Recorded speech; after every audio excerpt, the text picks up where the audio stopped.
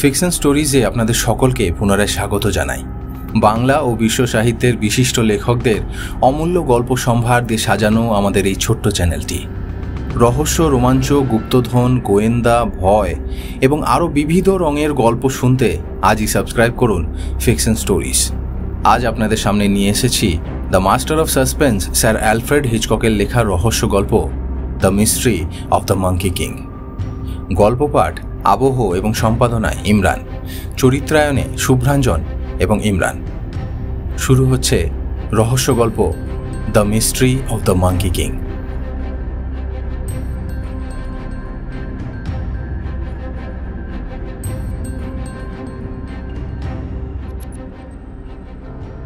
পাথর আমি ভালোবাসি। হালকা লালচে জেট পাথর আমাকে স্মরণ করায় আকাশে সূর্যাস্তের সময়কার মেঘের কথা। সাদা জেট দেখলে আবার শির দাঁড়াবে সরসরিয়ে নেমে যায় খুশির হিমকণা।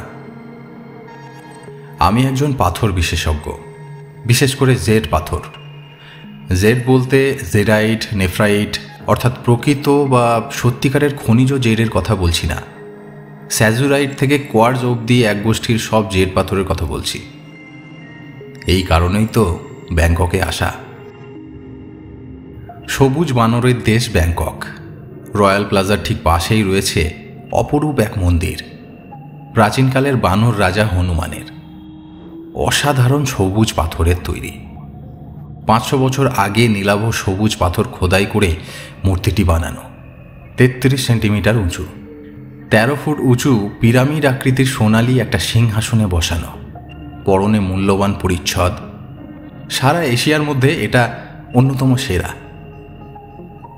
আমার উদ্দেশ্য যেভাবে হোক এটা হাতানো। সান ফ্রান্সিসকো থেকে উঠেছিলাম সারা পৃথিবী ঘোরা সস্তার এক জাহাজে। ভোরের দিকে শ্যাম উপসাগরে চাও ফ্রেয়া নদীর মুখে এসে নোঙর ফেলল।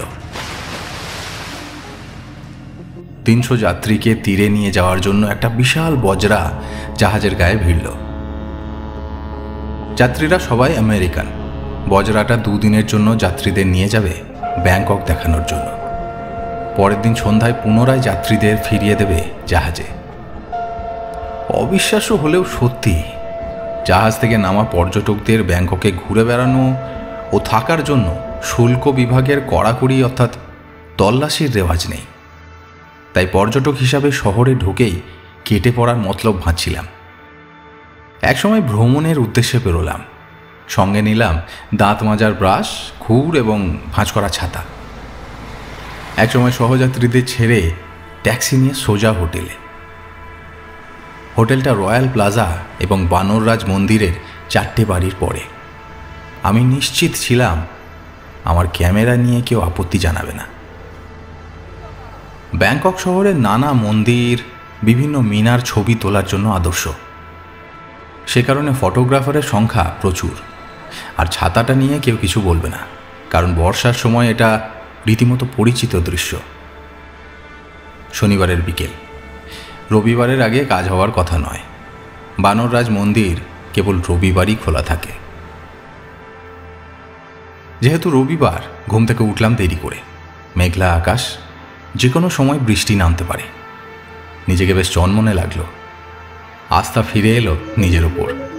হোটেলের লবিতে বসে প্রাতরাশ সারলাম, বাঁশের জাইলোফোন বাজনা শুনতে শুনতে। একসময় রুমে ঢুকে ক্যামেরার ব্যাগ কাঁধে ঝুলিয়ে সবুজ বানররাজ মন্দিরের দিকে চললাম। কারুকার্য করা মন্দির। অর্ধবৃত্তাকার ছাদের নিচে দরজা জোড়া যেমন উঁচু তেমনি চওড়া। দরজার গায়ে অজস্র মুক্তো সাজিয়ে বসানো। দুপাশে টালির তৈরি একজোড়া উজ্জ্বল দৈত্য মুক্তগুলোকে পাহারা দিচ্ছে। বাতাসে ভেসে আসছে মন্দিরের ঘণ্টাগুলোর আওয়াজ। ওসব কিছু আমার কানে ঢুকছিল না। আমার চোখ তখন একদিকেই স্থির। খোলা দরজা দিয়ে আমি পরিষ্কার তখন দেখতে পাচ্ছি সোনার সিংহাসনে অধিষ্ঠিত সবুজ বানররাজকে। বেলা 12টা নাগাদ মন্দির বন্ধ হয়ে যায় রাজার দিবানিদ্রার জন্য।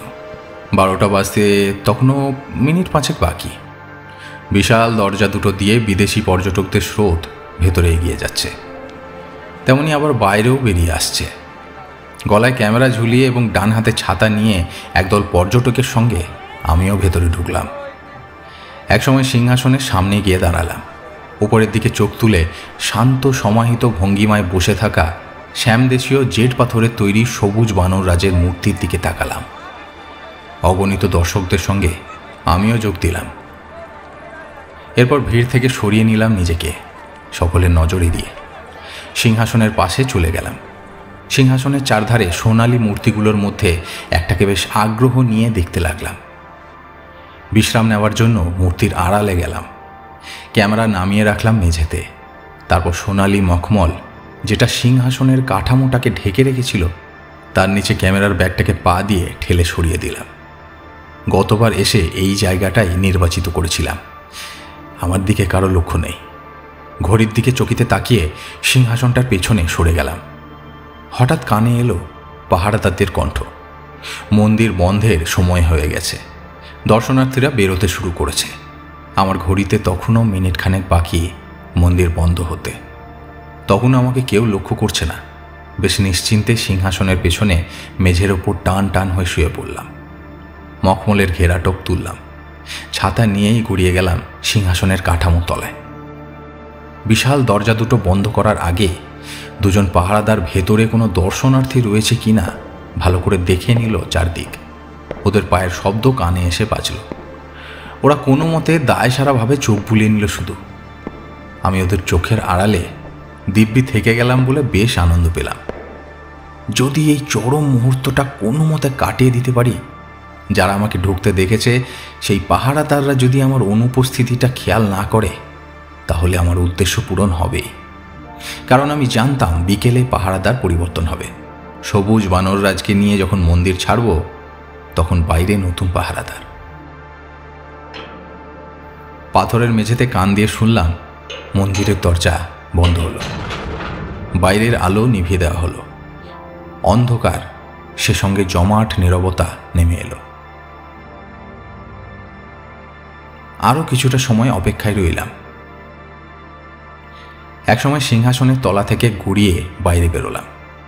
অন্ধকারে হাতড়ে ক্যামেরার ব্যাগ থেকে বের করলাম টর্চটা জেলে মেঝেতে রাখলাম।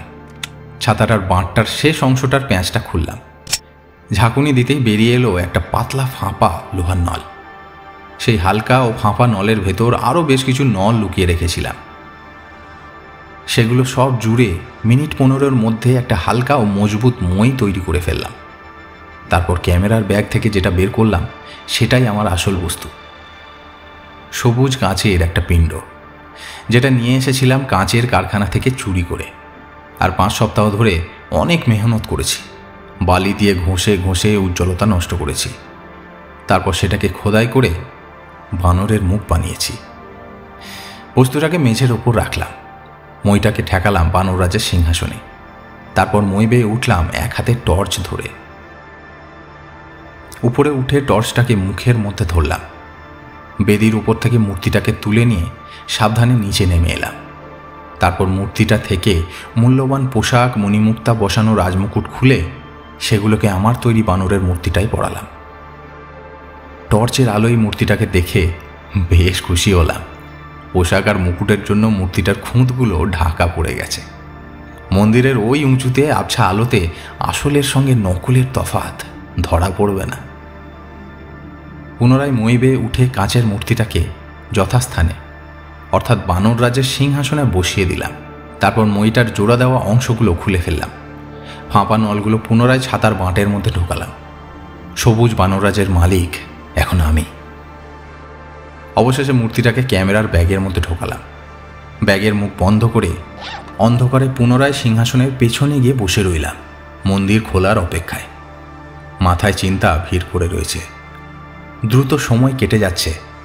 মন্দির খোলার সময় আসতে মিনিট 10 যখন বাকি, মাথার ছাদের ওপর বৃষ্টি পড়ার শব্দ শুনলাম। বুঝতে পারলাম বাইরে বৃষ্টি নেমেছে। তার ঠিক পরেই মন্দিরের আলো জ্বলে উঠল। মন্দিরের বিশাল দরজা খুলে গেল দর্শনার্থীদের জন্য। মনে ভয় হলো, দর্শনার্থীর সংখ্যা কম হলে আমার অসুবিধে। অজস্র মানুষ মন্দিরের ভেতরে ঢুকল। সিংহাসনের পেছন থেকে বেরিয়ে 1 পা 2 পা করে এগিয়ে দর্শনার্থীদের দলে ভিড়ে গেলাম। আমি নিশ্চিত হলাম এটা দেখে দর্শনার্থীরা কাচের সেই নকল মূর্তিটাকেই আসল ভেবে উৎসাহ নিয়ে দেখতে লাগলো। দরজার বাইরে এলাম। ছাদের তলায় দাঁড়িয়ে দেখলাম মুষলধারে বৃষ্টি পড়ছে। মনে মনে বেশ উৎফুল্ল হলাম। সবার মতোই ছাতা খুলে বেরোনোর প্রস্তুতি নিলাম। আমার কাঁধে ক্যামেরার ঝোলা, যাতে রয়েছে বানররাজ হনুমানের আসল মূর্তি। ব্যাগটা ছাতার আড়ালে চলে গেছে। দরজার সামনে বর্ষাতি পড়া টহলরত পাহারাদার দর্শনার্থীদের দিকে তীক্ষ্ণ দৃষ্টি মেলে দেখতে লাগলো। সকালে যারা ডিউটিতে ছিল তারা এরা নয়, তাই আমি নিরাপদ। বৃষ্টি মাথায় নিয়েই নামলাম। একজন পাহারাদারের 2 চোখ আমার আপাদ মস্তক যাচাই করতে লাগলো। অজানা এক অনুভূতি আমার শিরশিরানি দিতে লাগলো। 20 ফুট দূরে থেকেও সে বোধহয় কিছু টের পেয়েছে। হঠাৎ তার 2 চোখ কুঁচকে উঠল। পলকের জন্য চোখ না সরিয়ে সে ক্রমশ আমার দিকে এগিয়ে আসতে লাগলো। অন্য 2 জন পাহারাদারকেও তার সন্দেহের ব্যাপারটা জানালো। তারা সবাই আমার দিকে এগিয়ে এলো।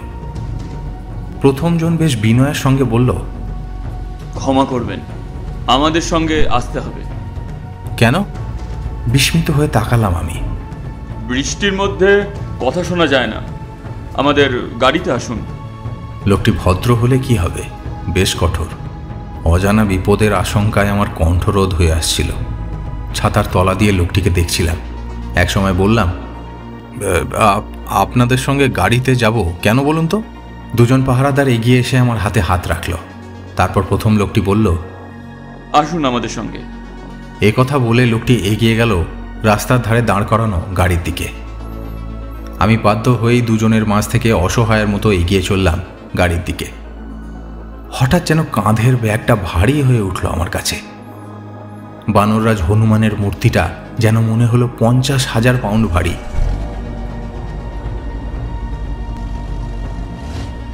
পুলিশের সদর দপ্তরে নিয়ে যাওয়া হলো। পাহারাদারদের মুখ থেকে বেশ কিছুটা সময় শ্যামদেশীয় ভাষায় বক্তব্য শুনলেন দপ্তরের বড়বাবু। কথার মাঝেই আমাকে দেখাচ্ছিল ওরা বুড়ো আঙুলে ঝাঁকুনি দিয়ে। দপ্তরের বড়বাবুর নির্দেশে আমার কাছ থেকে সব কেড়ে নেওয়া হলো। বানররাজকে ওরা পেয়ে গেল।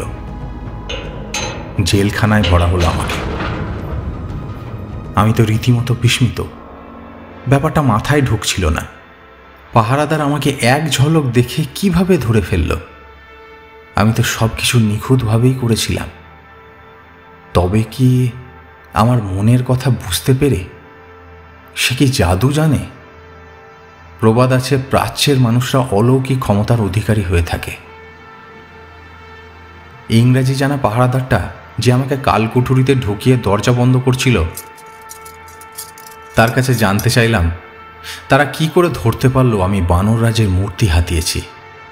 হাতে নাতে ধরা পড়েছি যখন, অহেতুক নিরপরাধ সাজার অভিনয় করব কেন? লোকটি হাসি মুখে আমার দিকে তাকালো। মুখে হাসি নিয়ে বলল, দুপুরের সময় আপনি একাই তো মন্দিরের ভেতরে ছিলেন। সেটা তো রীতিমতো সন্দেহজনক, কি তাই তো? হ্যাঁ, তা ঠিক, কিন্তু বুঝলেন কি করে আমি ভেতরে ছিলাম? বৃষ্টি তার কারণ। বৃষ্টির সঙ্গে আমার মন্দিরের ভেতরে থাকার সম্পর্ক কি? বিকেল বেলায় বৃষ্টি হয়েছিল, মন্দির খোলার আগে, কি তাই না? আমি ঘাড় নেড়ে জানালাম, ঠিক তাই। পাহারাদারটি বলল, তাতেই তো সব রহস্যের সমাধান হয়ে গেল। মন্দির থেকে বেরোনোর সময় যখন ছাতাটা খুলেছিলাম, তখন আমার ছাতাটা একেবারে শুকনো ছিল, যেটা অন্যদের ছিল না।